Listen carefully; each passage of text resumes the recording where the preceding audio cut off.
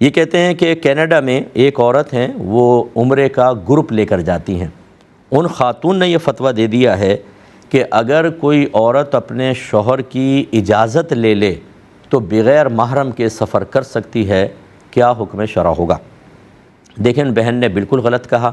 اگر وہ بہن سن رہی ہیں یا کوئی کینیڈا کی بہن مجھے سن رہی ہیں تو میرا یہ کلپ ان کو بھی سنا دیں، اگر آپ جانتی ہوں کہ میری بہن ایسا نہ کریں۔ تھوڑے سے پیسوں کے لالچ میں اگر آپ نبی کریم صلی اللہ علیہ وسلم کے فرمان عالی شان کے پرخچے اڑائیں گی، اسے حقیر سمجھ کے پیٹھ پیچھے پھینکیں گی، عورتوں کو گناہ گار کروائیں گی، ان کو قدم قدم پر اللہ تبارک و تعالیٰ کی لعنت کا مستحق کروائیں گی، تو یہ تھوڑا سا نفع آپ کو کوئی نفع نہیں دے گا۔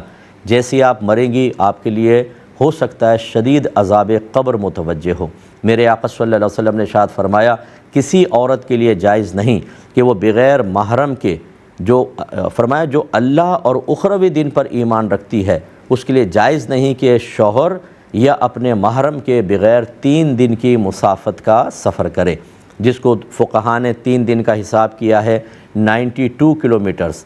تو اگر 92 کلومیٹر دور عورت جانا چاہتی ہے اور بوڑھی بہت ہی بوڑھی نہیں ہے، ادھیڑ عمر ہے یا اس سے کم ہے، ینگ ہے، تو چاہے شوہر بولے، چاہے آپ کسی مفتی سے فتویٰ لے لیں، بالکل جائز نہیں ہے، کیونکہ میرے نبی کا فتویٰ سب سے بلند و بالا ہے، وہ شارع علیہ السلام ہیں۔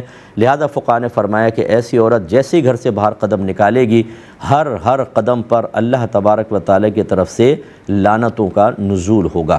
اب آپ یہ کہہ کے عورتوں کو لے جائیں گی، شوہر کو کیا یہ شریعت نے اتھارٹی دی؟ آپ یہ کہنا چاہتی ہیں کہ وہ جب چاہے اللہ اس کے رسول کے فرمان کو پھاڑ کر پھینک دے اور اس کا حکم اللہ رسول کے حکم سے غالب آ جائے گا؟ ایسا نہیں ہوتا ہے۔ اگر کوئی شوہر بھی اجازت دے گا وہ گناہ گار ہوگا شدید قسم کا۔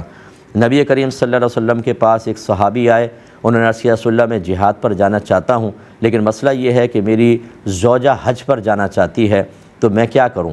تو آپ نے ارشاد فرمایا کہ تم جہاد پہ مت جاؤ، اپنی زوجہ کے ساتھ جاؤ۔ حالانکہ اس زمانے میں کتنے امین اور لوگ تھے، صحابی تھے، وہ قافلہ جا رہا تھا، لیکن سرکار نے شوہر کو منع فرمایا، کیونکہ اس وقت کوئی جہاد فرض نہیں تھا۔ سرکار نے فرمایا اب جہاد چھوڑ دیں اور اپنی زوجہ کے ساتھ سفر پر جائیں۔ یہ ذہن کے اندر رکھیں۔ اس لیے میری بہن ایسا نہ کیجئے۔ اپنے گروپ کو وسیع کرنے کے لیے، پیسے کمانے کے لیے اگر آپ شریعت کا مذاق اڑائیں گی، آپ خود بھی گناہ گار ہوں گی، عورتیں بھی گناہ گار ہوں گی۔ امید ہے کہ آپ بات سمجھ گئے ہوں گے۔